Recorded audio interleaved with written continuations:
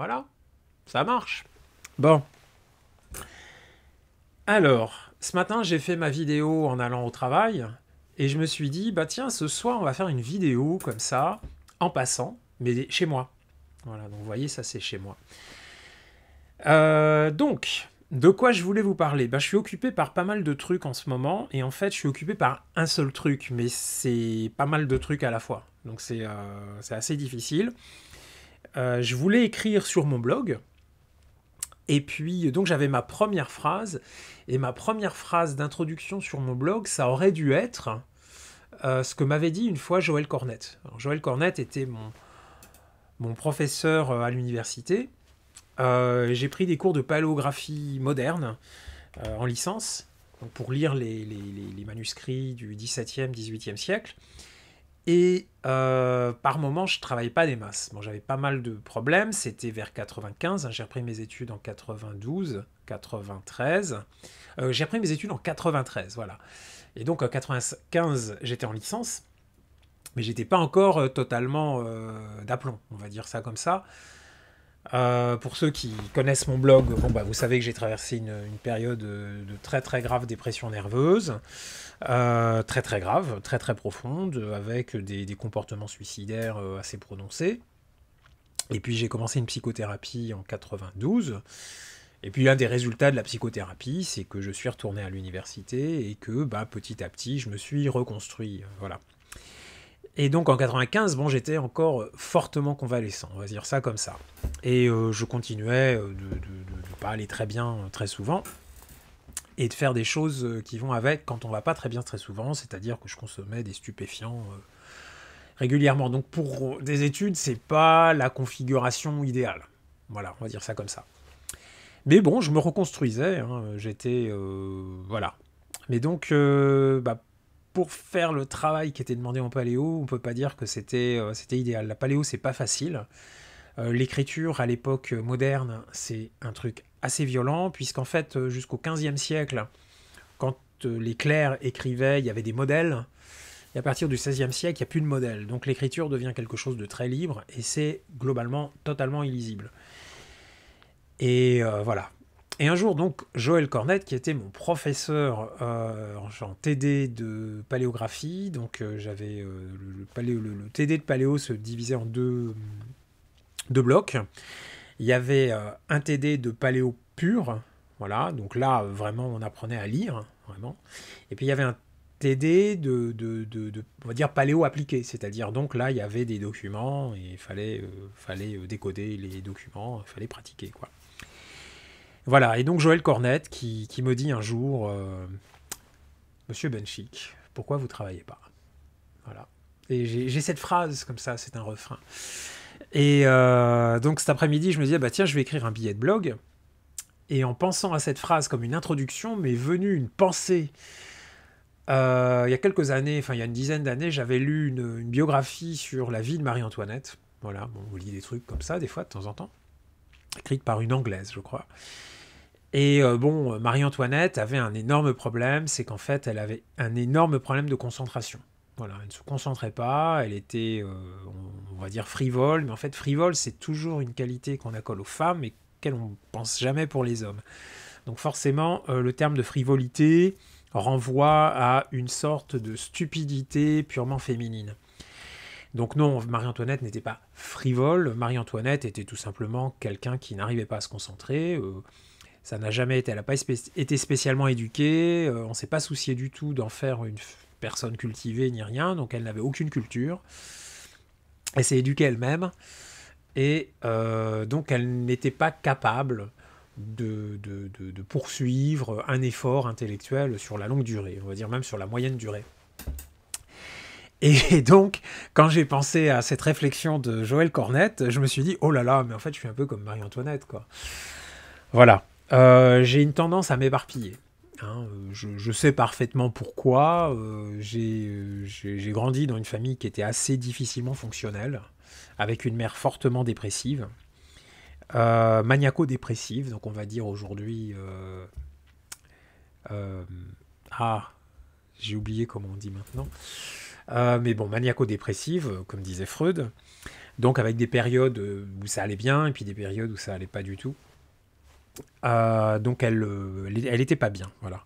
Et moi j'ai grandi avec ma maman, voilà, pendant 5 ans j'étais avec ma mère, j'avais pas de frère à ce moment-là. Et puis mon frère est venu, et donc à partir de là, bon, heureusement il y avait mon frère, puis après je suis allé habiter chez un oncle et une tante pendant 1 an, etc. Mais quand même ça marque d'être avec quelqu'un qui va pas bien. Et une personne maniaco-dépressive, c'est une personne qui est assez instable pour poursuivre des choses, donc c'est une personne qui va se concentrer sur une chose, et puis qui va penser à autre chose, etc. Et en fait, j'ai grandi avec ça, et j'ai un peu un caractère comme ça. Mais chez moi, c'est pas dépressif, c'est juste que, j'ai envie de dire, je papillonne. Voilà, ça donne un peu cet aspect-là. Alors, quand j'étais dépressif, j'ai développé ce type de comportement, bien entendu. Maintenant, je l'ai pas. Il y a juste que, de temps en temps, j'entreprends beaucoup trop de choses à la fois. Et dans cet éparpillement, je m'épuise. Voilà, je m'épuise. C'est comme ça que j'ai peut-être 10 et quelques articles en réserve que je devrais poster sur mon blog, par exemple. Ils sont globalement terminés, mais il faudrait que je les corrige un petit peu, etc. Et comme j'en ai écrit 2 et 3 à la fois en même temps, ben, à la fin, on va dire que le finish, ça vient pas. Voilà. Donc là, je me concentre sur une chose en ce moment, mais c'est une chose qui est un peu multiforme, c'est-à-dire qui m'oblige qui m'oblige à faire plusieurs choses en même temps pour réaliser la chose que je veux faire. Donc, bah, j'ai acheté ce qui est nécessaire pour réaliser mon travail. Alors tout d'abord, comme je l'ai posté sur Instagram, vous avez peut-être vu, j'ai ressorti ça. Alors ça, je l'adore, c'est mon copain en fait. Je l'aime beaucoup, c'est mon vrai copain. Je l'ai depuis 97, je l'ai acheté, j'avais perdu celui que j'avais avant. Donc je l'ai acheté en 97, l'année où Jospin est devenu Premier ministre. Voilà, ça je m'en rappelle très très bien. Et j'étais super content quand je l'ai acheté. Alors maintenant il est tout mité, il est vraiment pas beau. Hein. Il est tout mité. Mais en fait je l'aime beaucoup, il écrit très très bien. C'est une très belle écriture, hein. C'est un Schaeffer avec sa pompe. Et voilà, c'est pas des stylos très chers. Hein. Je pense que je l'avais acheté 500 francs. Ce qui ferait globalement aujourd'hui 100 €, à part que je pense qu'aujourd'hui ça vaut beaucoup plus cher. Mais c'était pas un truc super cher, mais il est de très bonne qualité, il est très simple, et c'est en fait ce qui est de très bonne qualité, c'est la plume. Et dans un stylo plume, bah, c'est le principal. Donc j'ai ressorti mon plume, et puis lors de mon dernier séjour à Paris, c'était il y a très longtemps. Alors pas le dernier, l'avant-dernier. Je suis venu en France donc en mars 2019, mais en fait j'étais venu un petit peu auparavant. J'étais venu en décembre, janvier 2018-2019, décembre 2018. Et donc j'avais acheté 2 cahiers. J'avais retrouvé un ami qui était à l'hôpital à ce moment-là, à Austerlitz, donc à la Salpêtrière. Et le matin, avant de le retrouver, je pense que je l'avais retrouvé vers 11h, un truc comme ça, 11h, 11h30, je sais plus, ou peut-être un peu plus tard, je sais pas, c'était l'heure du déjeuner. Donc peut-être je suis arrivé vers midi. Et donc j'avais acheté les 2 cahiers, j'avais acheté 2 cahiers, voilà. Où était mon hôtel à ce moment-là? Bah, c'était dans le 14e, hein, c'est ça, ouais, c'était dans le 14e. J'avais acheté 2 cahiers ce matin-là, voilà. J'avais acheté des stylos Bic. C'est totalement ridicule, mais j'avais envie de ces stylos-là. En fait, je les ai achetés pour le design. Ça écrit bien, hein, ceci dit, les Bic. J'aime beaucoup les Bic bleus. Là, c'est le noir, mais j'avais acheté des noirs, bleus, et puis rouge. J'en ai acheté plein, en fait. Je m'en sers quasiment pas, parce que j'utilise d'autres stylos, mais en fait, c'est vraiment pour le design. Cela étant, j'aime beaucoup le bleu du bleu. Je trouve que les bleus écrivent incroyablement bien. Voilà, et j'aime la forme. C'est mes bics préférés. J'aime bien...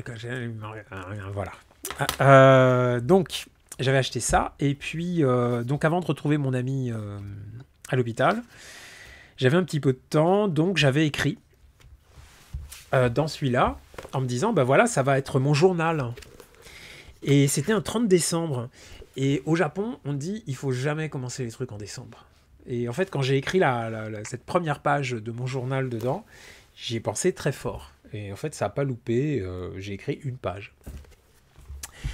Et puis j'ai acheté un deuxième, et celui-là, bon, il est resté vide pendant toutes ces années, c'est-à-dire depuis 2019, depuis le 30 décembre 2018. Et donc, depuis quelques jours, bah, je travaille dedans. Donc, vous voyez, il y a des petits, des petits post-it, voilà, voilà, qui portent des informations parce que j'écris des trucs qui sont classés par thème, voilà. Alors, j'essaie de m'organiser, voilà. Donc, je vous disais que je suis quelqu'un de très, très éparpillé, qui a beaucoup de mal à se concentrer sur une seule chose à la fois. Donc, bah, j'ai passé ma semaine à m'organiser, en fait, à trouver ma façon d'écrire, ma façon de travailler. J'ai acheté un petit panneau, je vous montre pas, mais je pense que vous voyez ce que je veux dire. J'ai acheté ces petits panneaux en liège, vous savez, on va mettre des post-it. Voilà, j'ai acheté ça aussi. Voilà, donc on peut agrafer des trucs.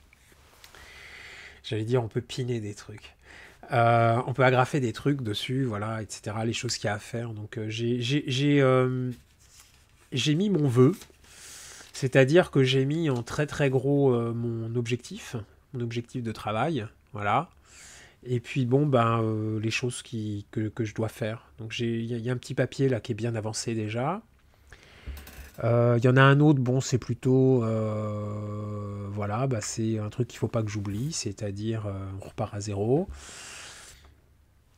Il y en a un autre, là, je vois. Ouais, là, faut que je travaille sur ça. Et puis, ça, j'ai commencé. Ça, j'ai commencé, voilà. Donc là, j'ai un petit peu mon organisation de travail. En fait, je vais essayer de travailler sans l'ordinateur. Voilà, c'est hallucinant de se dire en 2024, on va travailler sans ordinateur. Mais en fait, j'ai deux logiciels. J'ai trois, on va dire, j'ai trois logiciels d'écriture. Bon, j'ai Page, qui est un peu l'équivalent Word, en beaucoup plus cool. Voilà. Si vous avez un Mac, vous savez de quoi je parle. Word, c'est un truc complètement barbare, en fait. Page est très bien, c'est très sympa, c'est très largement suffisant. J'ai un autre truc qui s'appelle Scrivener, que j'avais acheté il y a quelques années. Alors Scrivener, j'aime pas. C'est un logiciel qui est très lourd, qui est pas... qui est très lourd, qui est très complet. Par contre, c'est vrai que c'est bien foutu, c'est-à-dire c'est bien pour les personnes qui arrivent à bien s'organiser sur un ordinateur. Ils peuvent tout mettre dedans. Donc on peut mettre donc les choses qu'on écrit, on peut mettre des photos, on peut mettre des liens vers des sites internet. C'est très complet. On peut même se faire le fameux tableau là dont je vous dis, le truc en liège, on en a un dedans. Voilà. Donc c'est vraiment très bien pensé, mais c'est très lourd. Et le mien il mouline. Donc je pense qu'il est mal optimisé. Et en fait j'aime pas. Voilà. Ensuite on peut pas l'utiliser sur iPad. On peut l'utiliser que sur Mac. Or, il m'arrive assez souvent d'utiliser mon iPad dans le métro, etc. Donc, j'ai pas utilisé Scrivener des masses. Voilà. Ceci dit, bon, cette semaine, j'ai remis le nez dedans, on va dire. Parce que j'ai quand même beaucoup travaillé dedans il y a plusieurs années. Il y a beaucoup de travail, en fait, qui est dedans. Donc, j'ai remis le nez dedans pour voir déjà ce que j'avais fait, pour lire un petit peu les choses que j'avais mises dedans. Mais c'est un logiciel qui est très lourd. Puis j'utilise un autre. Alors lui, je l'utilise beaucoup. En fait, j'écris mes billets de blog sur un autre logiciel qui s'appelle Ulysse, qui est vraiment très bien. Là, par contre, Ulysse, c'est un logiciel qui est très léger, qui a un avantage par rapport à un traitement de texte habituel, c'est qu'en fait, il est très très proche de Scrivener, dans le sens où c'est tout intégré. Il y a tout. Et en plus, ils l'ont bien complété au fil des ans. J'ai vu Ulysse évoluer vers un logiciel beaucoup plus complet. Voilà. C'était moi quand j'ai commencé à l'utiliser, j'aimais bien la légèreté, mais c'est vrai que c'était très limité. Ça faisait un petit peu comme Page ou Word avec Lightroom. Si vous faites de la photo, peut-être vous connaissez Lightroom. Donc Lightroom va vous classer vos photos par date. Donc Ulysse fait un petit peu la même chose, c'est-à-dire que vous avez vous pouvez organiser vos projets, etc. Mais ils l'ont fait avancer et c'est vraiment un truc qui est très bien. Si vous aimez écrire, je vous conseille Ulysse, c'est bien, c'est très souple. C'est moins complet que Scrivener, mais Scrivener fait un petit peu l'effet d'une usine à gaz. Voilà. Donc ce que je fais avec mon tableau sur le côté, avec mon cahier, c'est les choses que je pourrais faire dans Scrivener éventuellement, et qu'Ulysse ne me propose pas. Mais je pense que c'est mieux en fait de les avoir sous la main. Voilà, et je pense que c'est mieux d'écrire. J'ai eu un grand plaisir à écrire. Alors je vais vous montrer un truc que j'ai jamais montré avant. Voilà. Voilà, je vous montre ça. Voilà, alors ça, voilà, je vous en montre un là. Voilà, donc ça c'est... On va regarder, je sais pas. Oh, mon ami Tarika. Oh, c'est en quelle année ça? 2004. Ah, c'est pas si vieux ça. Oh, ça c'est mon vieux journal. Ouh là là. Bah, il y a beaucoup de feuilles comme ça. Alors ça c'est le vieux journal parce qu'en fait, alors j'ai eu un gros problème, j'ai eu un dégât des eaux, j'ai perdu beaucoup de choses. Donc j'ai plus du tout de documents écrits d'avant 91-92. Et donc quand j'ai recommencé à travailler sur mon journal, tout ce que j'ai pu récupérer, je les ai fourrés dans un journal. Donc voilà un dessin d'octobre 92, c'est une lampe. En fait, quand j'ai commencé ma psychothérapie, je me suis mis à dessiner beaucoup. Voilà. Et alors là, c'est par exemple février 91. Oh là là. Donc janvier 91, mardi 22 janvier 91. La veille, j'ai vu le film de Branagh, Henri V. Voilà. Voilà. Je sais pas. J'ai peu de souvenirs. But de Chaumont.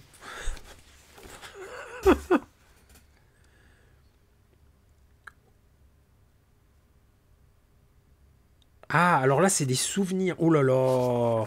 Alors là, c'est ce que je vous dis. Hein. Quand j'ai commencé à écrire mon journal, j'ai fourré les trucs à l'intérieur de mon journal. Donc vous voyez, y a beaucoup de machins comme ça qui se promènent. Alors ça, c'est 93. Qu'est-ce que ça fout là-dedans? 93. Alors c'est peut-être un journal de 94, peut-être. Des dessins. Ouais, là, c'est 93. Un dessin. Ouh là là. Mais bon, c'est ça un journal. Hein. C'est-à-dire, en tout cas, moi, mon journal, c'est ça. Et puis, je dois dire, ça me gêne pas, en fait, que ce soit un foutoir là-dedans. Là, c'est 95. Je pense que quand j'ai déménagé, j'ai mis des trucs en vitesse à l'intérieur de ce journal-là, parce que 94, c'est des dates aléatoires sur des feuilles, des feuilles volantes. Oh, le papier a jauni. Oh là là. Si je me plongeais là-dedans, ce qu'il va falloir que je fasse de toute façon, je pense que ce serait la grande séquence émotion.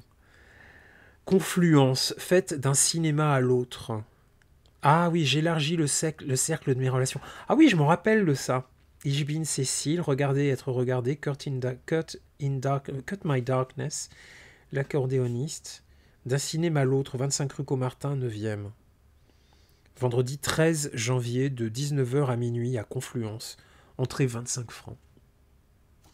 White Knight, Human Land. Vous savez, des fois, on a vraiment envie d'aller dans des trucs, dans des événements, voir des projections, etc. Puis en fait, je vais vous donner un secret de la vie, quoi. 30 ans plus tard, on s'en souvient même pas.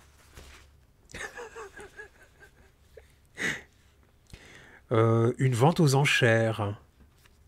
Ah, je me rappelle, c'est la vente aux enchères de Solidarité Sida. Objet mis en vente le 5 octobre. Je me rappelle, ça avait fait l'événement parce que c'est le jour où Françoise... comment elle s'appelle l'autre, là la chanteuse.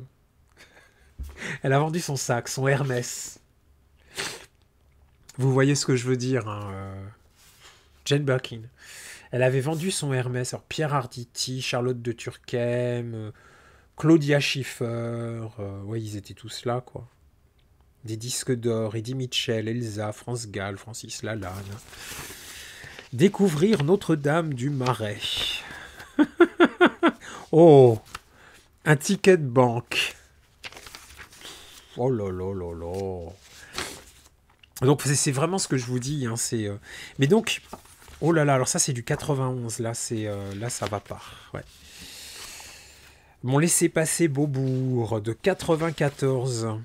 Ah, ça doit être le journal de 93-94 alors. Fondation Cartier. Donc voilà, ça c'est mon journal commencé le 21 mai 94. Voilà, et donc je vous montre à quoi ça ressemble, hein, mon journal. Ah bah ça c'est étonnant. Ah, très très marrant. Voilà, donc j'aime les petits carreaux. Voilà, mon journal ça ressemble à ça en fait. Hein. C'est du écrit tout petit. Et puis... il y a des papiers qui volent de partout. Voilà, donc ça c'est pris alors que j'étais en vacances à la maison de maman. Voilà, donc là c'est un article. Ah oui, alors ça cet article, j'avais beaucoup pleuré ce jour-là. Ouais, je me rappelle. Le même jour. Ah non, ça c'est autre chose. Ah oui, le roi Arthur dirigé par William Christie en 95. C'était un truc magnifique. C'était un truc magnifique, extraordinairement bien chanté. Une très très belle direction avec une ouverture du roi Arthur très à la française. Bon, si vous aimez la musique baroque, vous voyez ce que je veux dire par une ouverture à la française. Hein. Si vous n'aimez pas, si vous ne connaissez pas la musique baroque, disons que normalement la musique anglaise et la musique française, la musique française a une pompe. Voilà, à l'époque baroque, là, c'est Louis XIV. C'est-à-dire, faut imaginer un espèce de roi très fort, très puissant, et donc il arrive comme ça sur la musique, voilà, comme ça. Et la musique française à ce côté-là, c'est une musique faite pour danser et qui a cette pompe comme ça. C'est la musique du roi, quoi. Et la musique anglaise n'avait pas du tout ça, bien entendu. Donc voilà. Molokino, à instant chaviré Montreuil, des chaussures et des voitures. Mardi 17 janvier 95. Regarder et être regardé. J'allais beaucoup à des trucs de court-métrage, moi, à cette époque-là. Voilà, alors là, c'est des textes d'opéra. Waouh.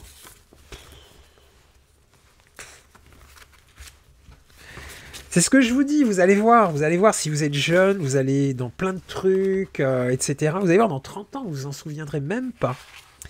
Août 95, donc là à nouveau je suis en vacances. Alors mon journal en général durait entre 1 an et 1 an et demi. J'achetais des cahiers, en fait comme celui-là, vous voyez, ça c'est un 390 pages je crois.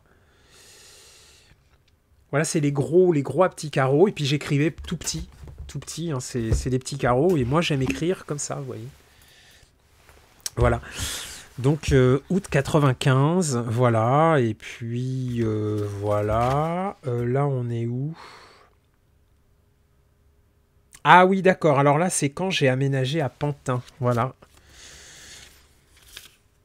Ah, on avait été avec des amis, on avait été voir les premières représentations de théâtre baroque, c'était à Rueil-Malmaison, la feste de Rueil, samedi 23, dimanche 24 septembre. 1995. Ça coûtait 70 francs. Voilà. Et le temps était pourri. Ça, je m'en rappelle très très bien. Je pense que Nicolas et Alain s'en souviennent aussi. Rueil-Malmaison, vous savez, c'est la ville. Voilà. C'est la... Voilà. Donc ça, c'est mon jour. C'est un journal. Voilà. Alors là, il y a un papier qui est tombé. Il faudra que je ramasse tout à l'heure. Et puis donc, en voilà un autre. Voilà. Donc en voilà un autre. Alors lui, il y a moins de papier dedans. Ceci dit, comme vous voyez, il y en a encore. Ah, ça, c'est le journal... De quelle année ?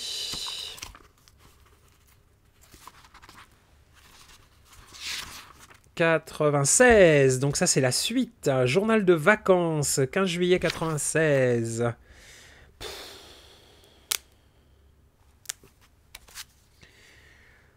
Matériaux pour l'histoire de notre temps. Nouveau pour les plus de 20 et les moins de 30, le style Nicole 30 ans. Qu'est-ce que c'est que ça ? Qui c'est qui a fait ça ? C'est moi, ça ? C'est moi qui ai fait ça ? Ah ! Ça, c'est un truc qui m'a été offert. C'est un gag. Ophélie Winter. Je ne fais pas confiance aux hommes.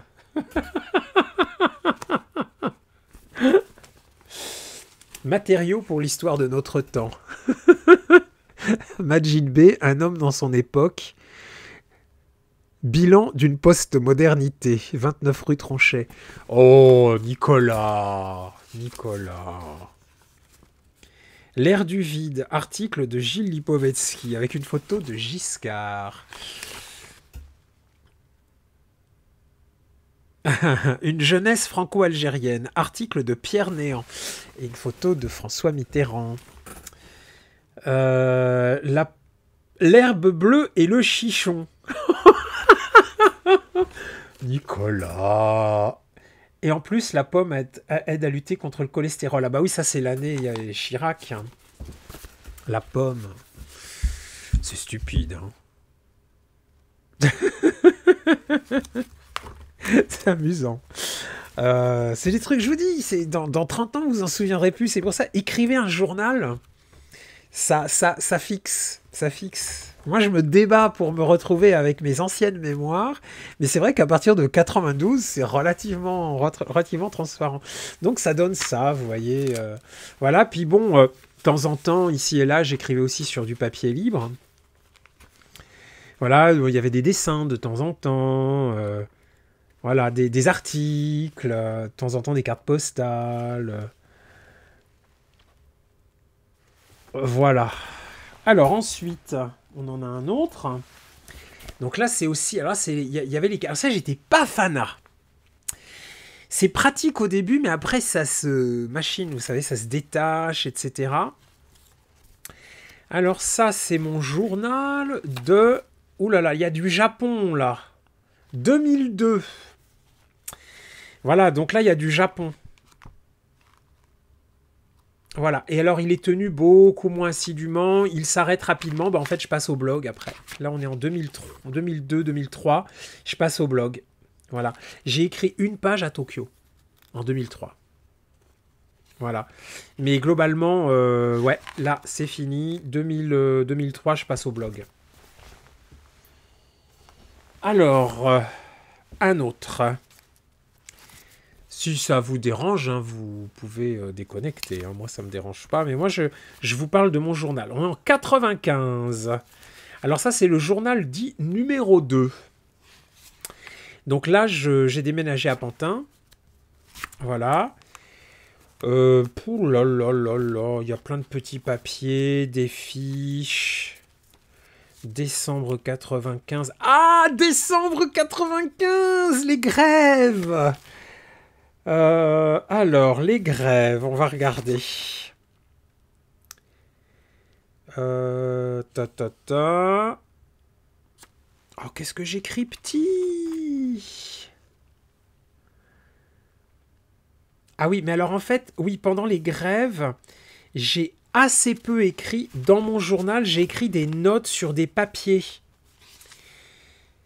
Alors, fin de grève, début d'autre chose. Ou quoi encore? Ma vie.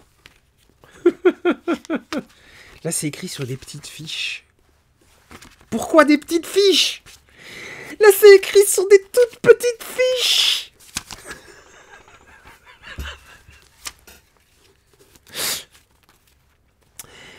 Oh là là là là là là. Alors là, il y a des dessins. Des dessins. Des dessins. Des petits bouts de papier avec des trucs écrits. Tout petit. Voilà. Oh là là.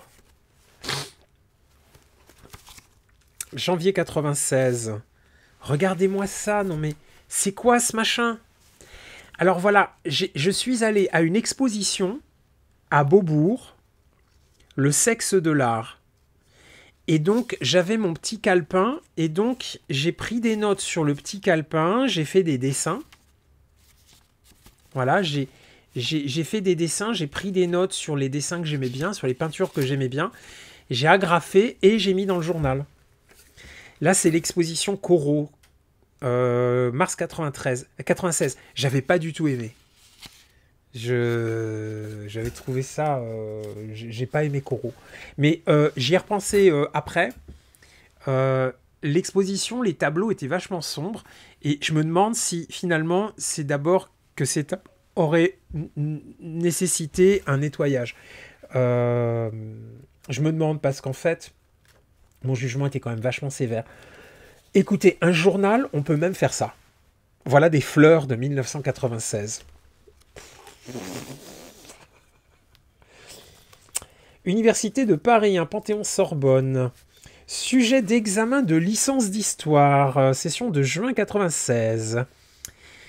Principal, 09 324, les élites en Europe occidentale au XIVe et XVe siècle. L'étudiant traitera au choix l'un des deux sujets suivants. Claude Gauvard. Oh. Le service de l'État et les élites en France au XIVe et XVe siècle. Commentaire de texte. La défaite des Français devant l'armée des métiers des villes flamandes à Courtrai. 11 juillet 1302. Et mon brouillon! Et mon brouillon! Et mon brouillon!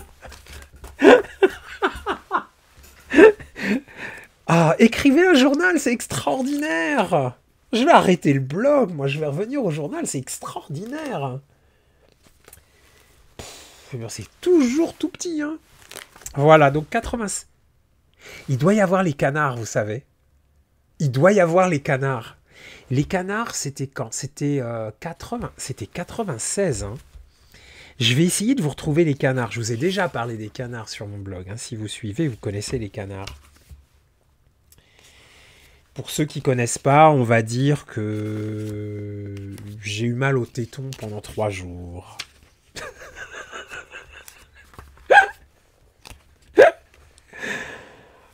C'était le 14 juillet. Ah, c'est dans un autre alors. C'est pas dans celui-là. Oh, Miossec. Pouh. L'âge des possibles.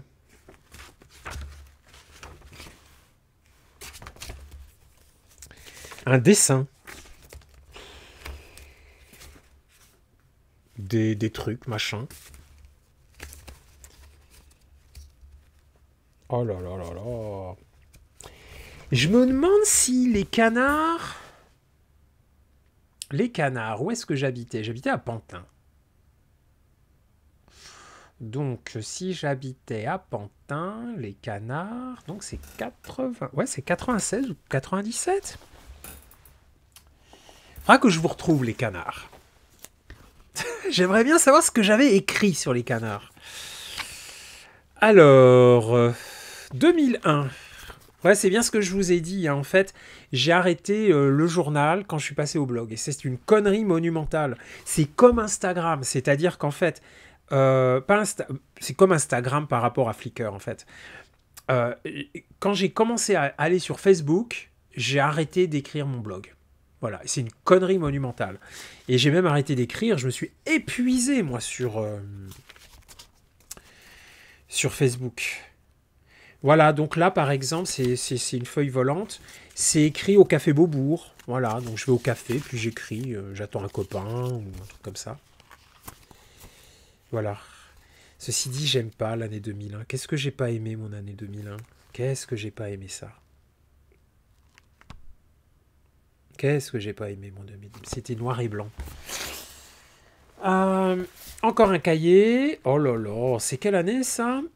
99. Commencer en Angleterre et puis continuer vers 2000, je pense. Voilà, c'est ça, continuer vers 2000. Ah bah j'ai écrit en Angleterre, moi. Je me souvenais pas d'avoir tenu mon journal en Angleterre, dis donc. Oh la vache.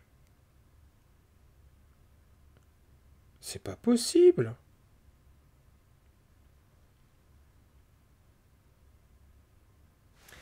Alors, on va essayer de voir ça un petit peu. Qu'est-ce que je raconte, par exemple?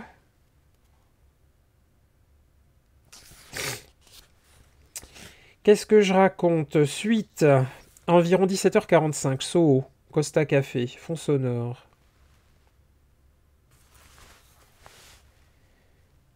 Exhumation disco. On se croirait au palace, à l'étage, avec le fond de la musique sur la piste. Il y a un côté écho lointain. À côté de moi, ça parle très vite. Je suis dans un véritable quartier latin. En revanche, je suis très mal placé, car j'arrive pas à me lire. J'ai écrit vraiment très vite. Alors, quel profil pour la suite de cet après-midi? Grande question. Pour l'heure, je bois un café dans cette ambiance rapide, latine, chaude et pré-boîte. Il est quelle heure? 17h35?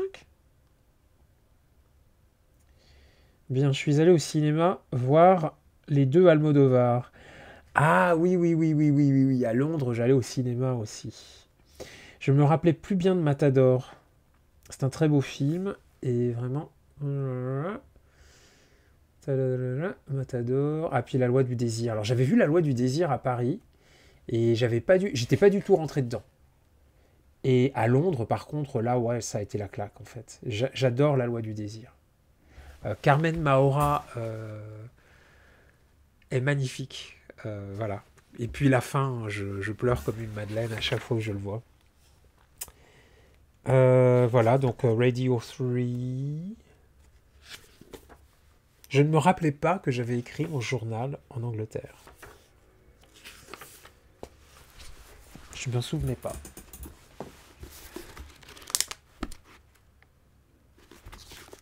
Alors là, par contre, c'est un cahier. J'ai écrit 3 pages et j'ai rien écrit d'autre. Je sais pas du tout quand je l'ai acheté. Ah, alors là, il y a un début quelque part. Ouais, c'est 2003, ça, c'est celui de tout à l'heure. 2000. Mars 2000. J'ai changé de cahier après. Pourquoi? C'est bizarre, hein? Les Demoiselles de Rochefort. Ah oui, avec... oui, oui, oui. 3 films classiques japonais, Nuages d'été, ainsi que Les Parapluies et les Demoiselles de Rochefort. Août 2000. Qu'est-ce que j'aime pas l'année 2000 non plus. Journal de Paris. 2001. Voilà, et puis après ça s'arrête. C'est bizarre, hein?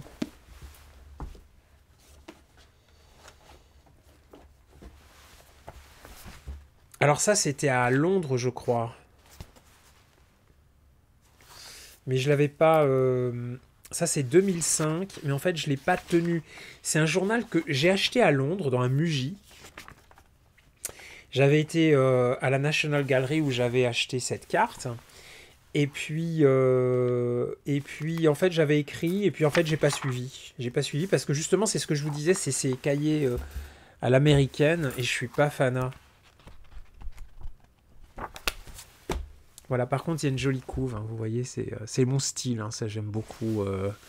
C'est un drosaure, j'appelle ça comme ça. Voilà, et puis, il y a celui-là. Voilà, alors lui, c'est 97. Ah, mais ça... Bah non, 97, c'est pas les canards. Les canards, c'est quand? C'est 97 ou 98?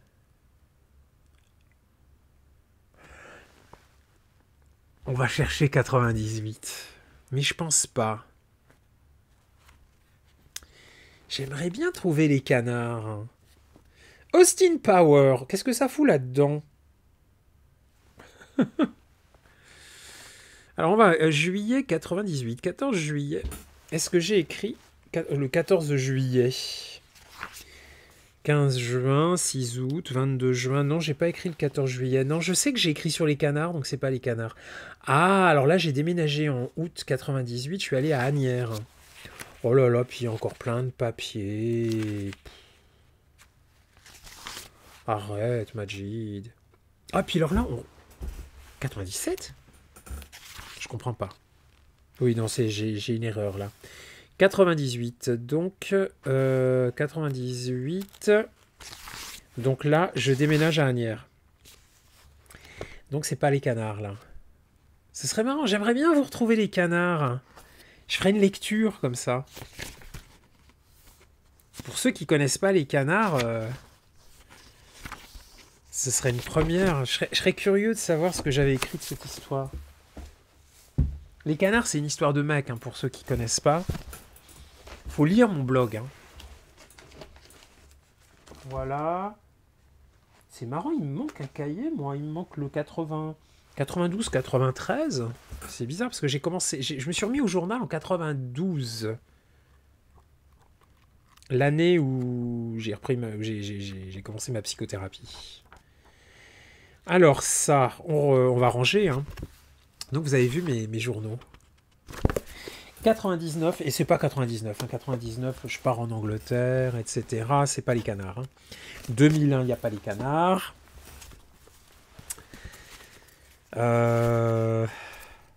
96, ça pourrait être là. Hein. Alors on va regarder l'été 96. Mai 96. Oh, il y a une jolie écriture. Je vois les différences entre les périodes où je suis super en forme côté écriture et les périodes où je ne suis pas. Les périodes où je suis très très en forme côté écriture, l'écriture devient plus grosse. Et elle est comme ça. Voilà. Et alors, on regarde juin 96. Un petit dessin tout mignon. Un petit dessin tout mignon. Pourquoi? Voilà. Ah, Spontex à Trianon. Stéphane, si tu regardes, ça te dira quelque chose. Et puis Nicolas aussi, puisqu'en fait, on était allé... Ah non, il y avait... C'est pas cette fois-là avec Stéphane, c'était avec Nicolas, Aurélie, Lisa, etc. En fait, les Spontex, en fait. Alors, juin 96...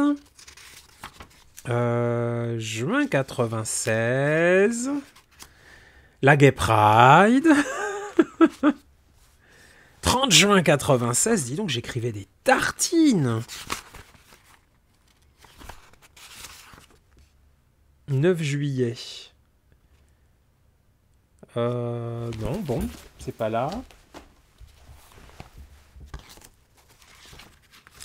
2002, donc ce sera pas là.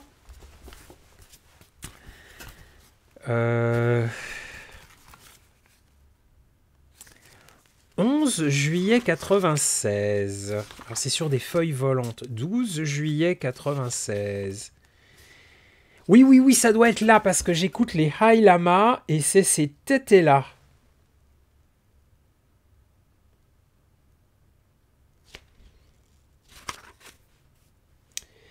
« 14 juillet 96, dimanche. Oui!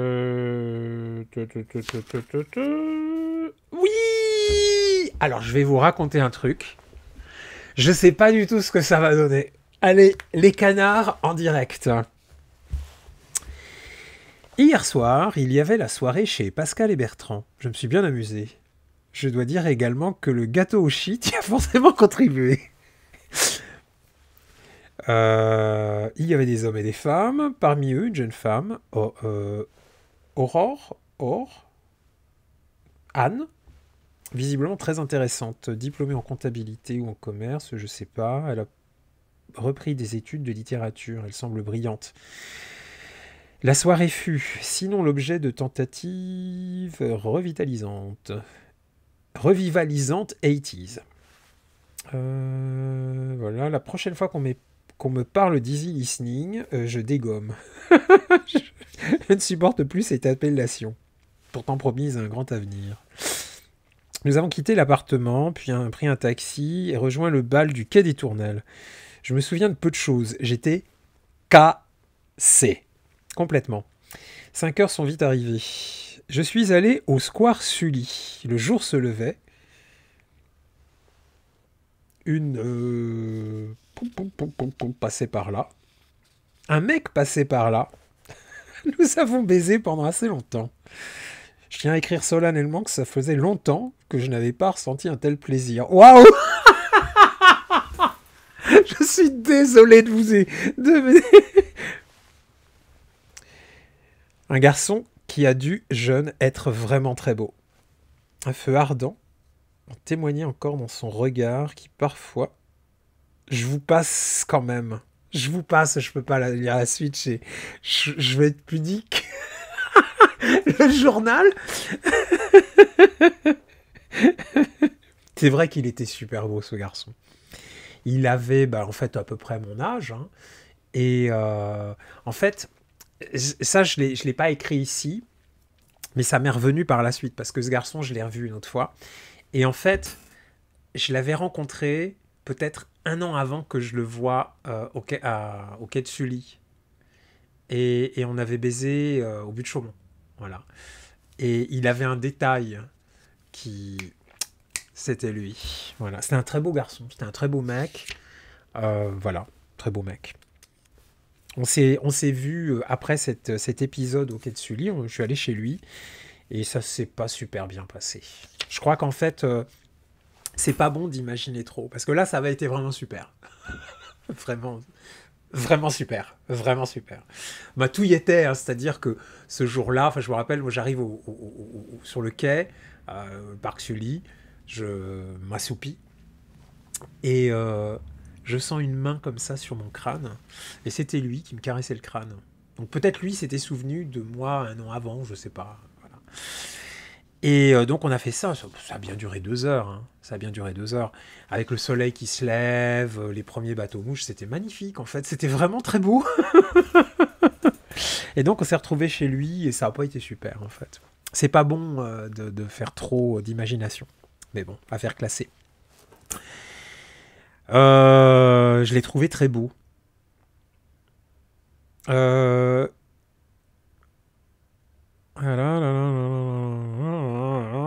sommes quittés place de la Bastille. Voilà.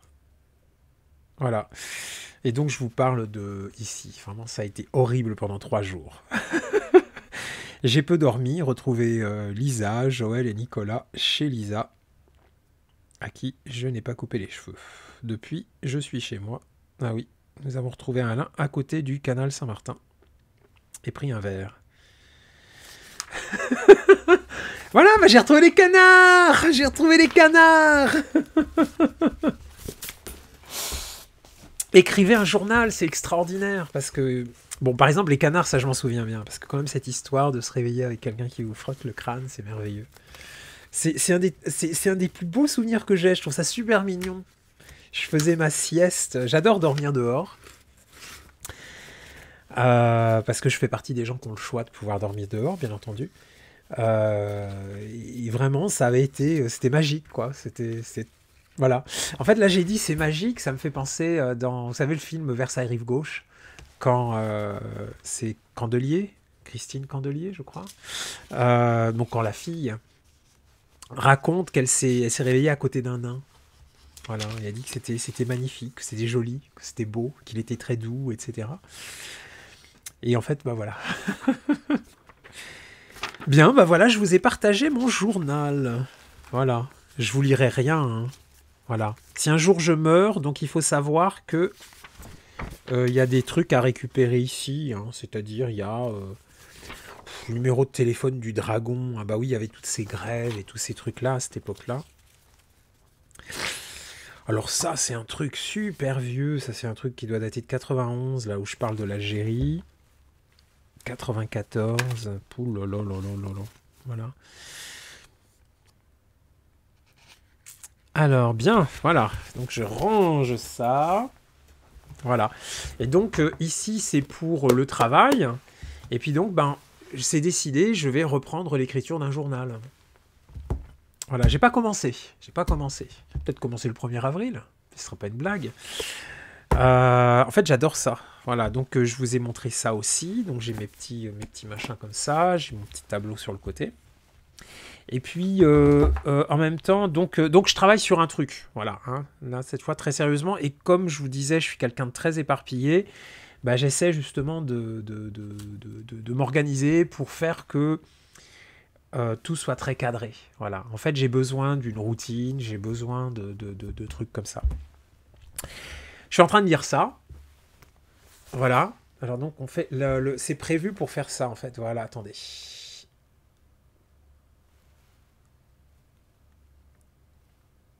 Voilà. C'est vraiment très bien.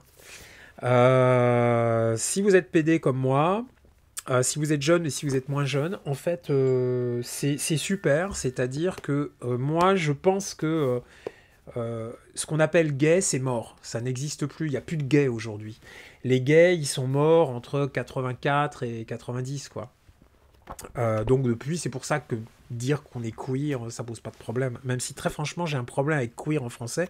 Ça veut rien dire, ça porte pas du tout le préjudice. Donc moi, je me dis pas queer, je suis PD, hein. C'est beaucoup plus simple. Euh, En fait, c'est un super bouquin. C'est donc un mec qui a fait son coming out en 80. Voilà, c'est un Américain. Il avait à peu près 30 ans. Et puis, il a été viré de son boulot. Il y a eu des restructurations. C'est l'époque de Reagan. Et donc, il a décidé de traverser les États-Unis, 27 États.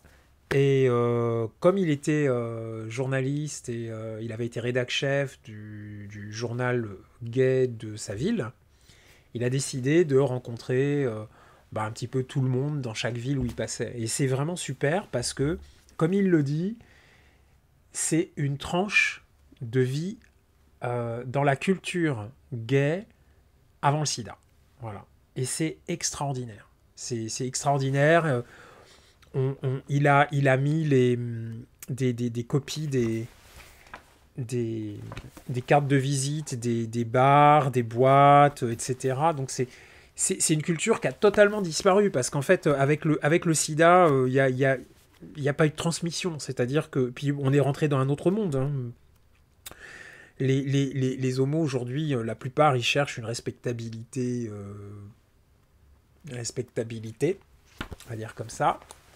Donc ils crachent, il y a ceux qui crachent sur les trans, etc. C'est-à-dire un mec qui crache sur les trans, il peut même pas se revendiquer gay, et pourtant ils disent qu'ils sont gays, quoi. Euh, Gay, il y avait quand même une attitude militante dedans, hein. Bon, il y a ceux qui sont montrés dans le wagon, mais gay, il y avait une affirmation. Et en fait, aujourd'hui, c'est Attal, quoi. C'est n'importe quoi. Il n'y a plus de gays aujourd'hui. Les gays, ils sont morts. Voilà, ils sont morts. Et c'est extraordinaire de lire ça. Voilà. Ils sont morts ou ils sont survivants, mais il n'y a plus de culture gay. Il y a autre chose. Il y a d'autres choses. Très bien, peut-être. Mais voilà. C'est super. Je prends un très très grand plaisir à lire ça. Sinon, ouais, là-dedans, là, je vais lire, j'en ai lu que des morceaux. Je vais lire La Divine Comédie. Voilà. J'avais lu qu'un petit peu à l'époque où justement je faisais mes études d'histoire. J'avais lu des morceaux. J'avais lu, en fait, de la même époque, mais là c'est Boccaccio. J'avais lu le Decameron, qui est vraiment un très beau truc, qui est vraiment un très beau livre. Euh, et voilà. C'est assez intéressant parce que j'avais lu le Decameron après avoir lu Les Mille et Une Nuits. Et ouais, c'est-à-dire le Decameron, quand même, on voit qu'il y a eu Les Mille et Une Nuits qui sont passées quelque part, et voilà. Puisque c'est quand même globalement la même histoire. Et ouais, j'ai pas lu La Divine Comédie, donc en fait, je l'ai acquis pour mon Kindle, donc voilà. Donc ça c'est le truc un peu, on va dire sérieux, c'est-à-dire c'est un journal, hein. Le mec a pris des notes sur. Voilà, en fait, je vous montrais mon journal, et en fait, le journal c'est extraordinaire pour ça, parce que ça fixe le moment. Et donc il a traversé 27 États et il a rencontré des tas de gens et il raconte ça dans son journal. Voilà, son père lui a dit fais un journal, et donc il a fait un journal.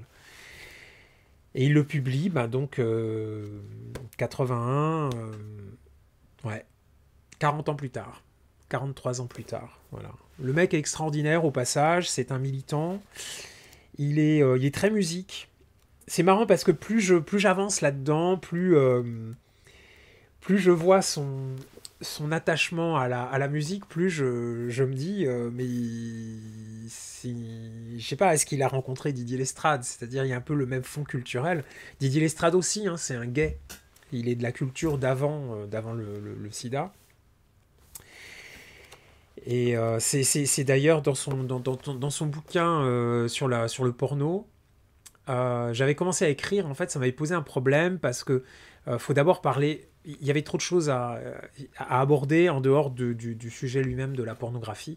Didier, c'est un gay d'un certain âge, hein, maintenant, qui a 63 ans, je crois, à une époque où il n'y a plus la culture gay, c'est-à-dire on est passé à autre chose.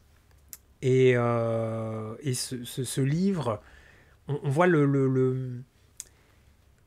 le bouquin sur le porno, on voit le... Je sais pas si je pouvais le sortir, si je le vois... Ouais. Allez, on va sortir le bouquin de Didier.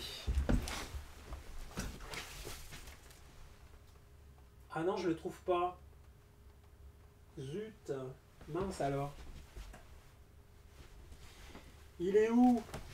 Il est où? Voilà, donc Didier avait sorti ça. C'est un bouquin sur le porno.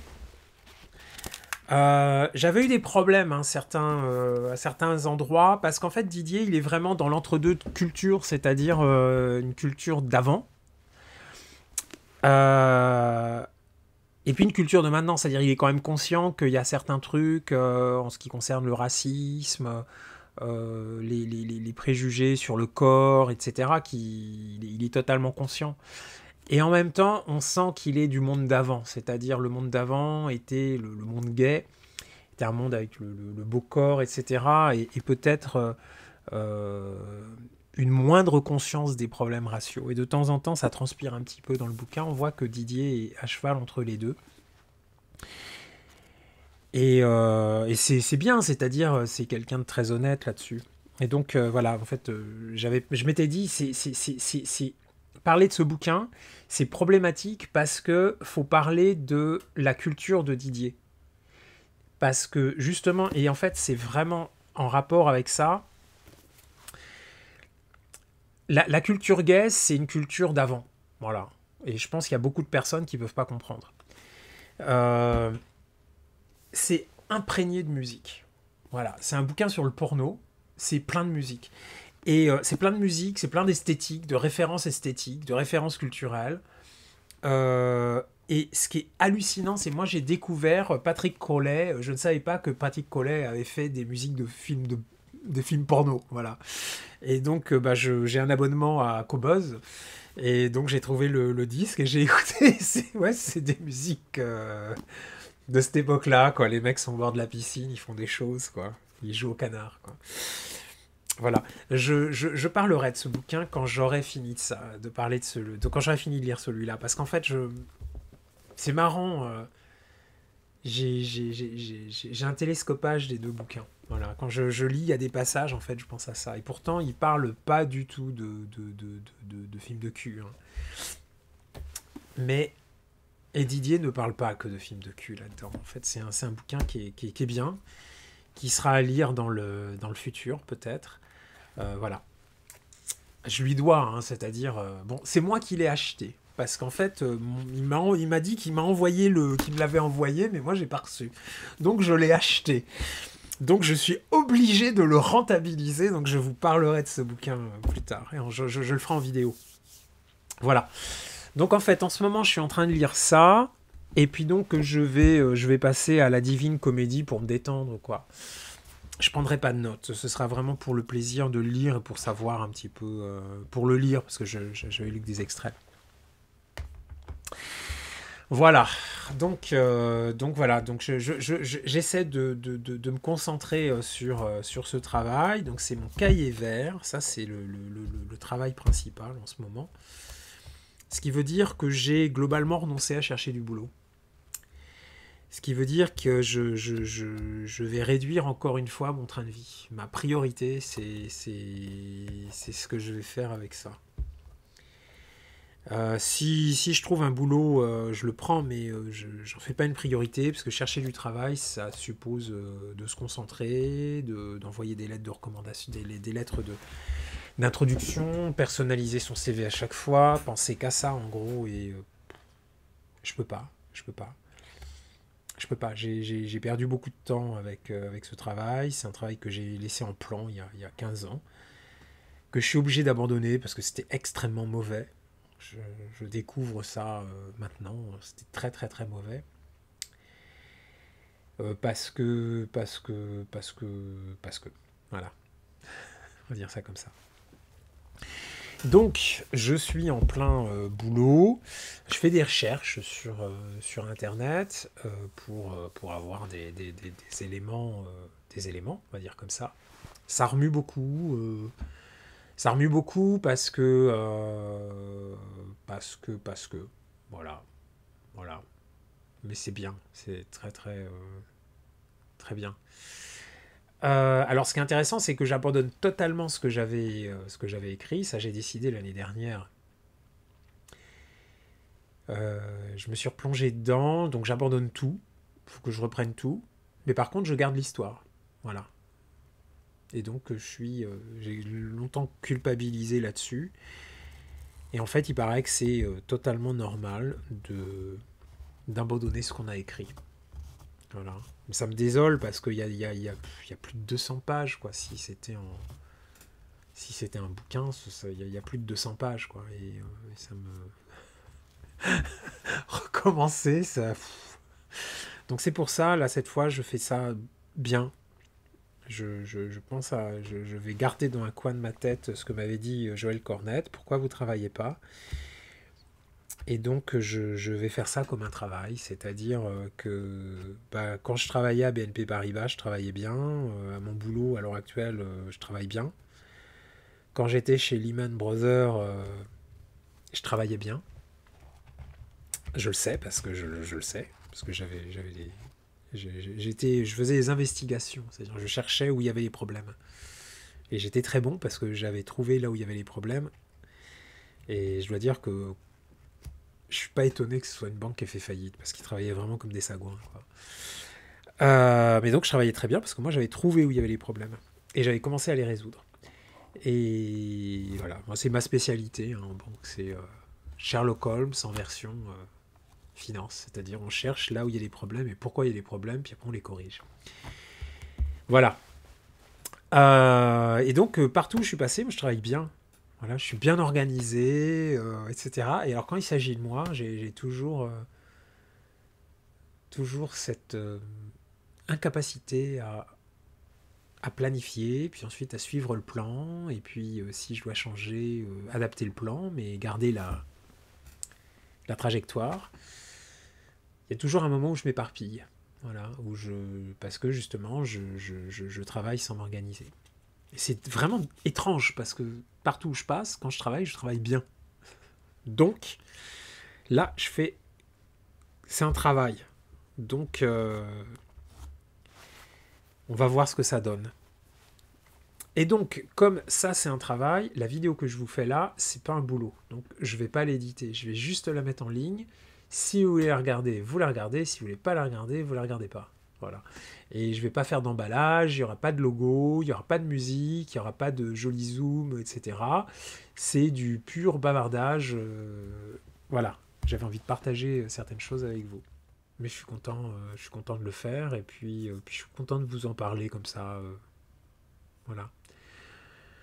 Je dis bonjour à quelques personnes dont je sais que la vidéo fera plaisir. Et puis pour les autres, si vous avez abandonné au bout de 2 minutes ou si vous regardez jusqu'au bout, tant mieux.